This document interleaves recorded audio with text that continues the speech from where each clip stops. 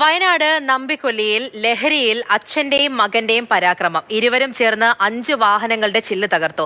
കാറിൽ കയറി യാത്രക്കാരെ ഭീഷണിപ്പെടുത്തുകയും ബസ്സിൽ കയറി അസഭ്യം പറയുകയും ചെയ്തു. തടയാനെത്തിയ പോലീസ് വാഹനവും ഇരുവരും ചേർന്ന് തകർത്തു. ഏറെ നേരം പരാക്രമം തുടർന്ന ജോമോനെ നൂൽപ്പുഴ പോലീസ് കീഴടക്കി.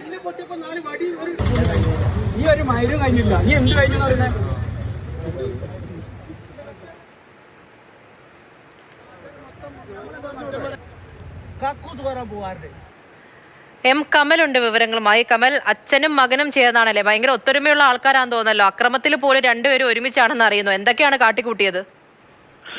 പൂജ, ഏറെ നേരം ഇവരുടെ ഒരു തേർവാഴ്ചയാണ് നമ്പിക്കൊല്ലിയിൽ നടന്നത്. സണ്ണി എന്നയാളും അദ്ദേഹത്തിന്റെ മകൻ ജോമോനുമാണ് ഇത്തരത്തിൽ വലിയ രീതിയിൽ അക്രമം കാണിച്ചത്.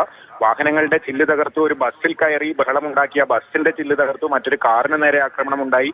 ഈ ജോമോന്റെ കയ്യിൽ കത്തിയും ഉണ്ടായിരുന്നു.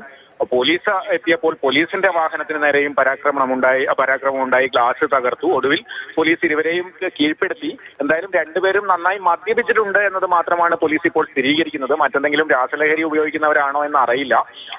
ഈ സണ്ണിയുടെ കൈക്ക് പരിക്കേറ്റിട്ടുണ്ട്. രണ്ടുപേരെയും മാനന്തവാടി ഗവൺമെന്റ് മെഡിക്കൽ കോളേജ് ആശുപത്രിയിലേക്ക് ഇപ്പോൾ കൊണ്ടുപോയിട്ടുണ്ട്. കസ്റ്റഡിയിലെടുത്ത ശേഷം മെഡിക്കൽ പരിശോധനയ്ക്ക് ശേഷമായിരിക്കും മറ്റെന്തെങ്കിലും തരത്തിലുള്ള ലഹരി പദാർത്ഥങ്ങൾ ഇവർ ഉപയോഗിച്ചിരുന്നോ എന്ന് വ്യക്തമാവുക. ശരി, വയനാട് നമ്പിക്കൊല്ലിയിലാണ് സംഭവം. ലഹരിയിലായിരുന്നു അച്ഛന്റെയും മകന്റെയും പരാക്രമം. എം കമലാണ് വിവരങ്ങൾ നൽകിയത്.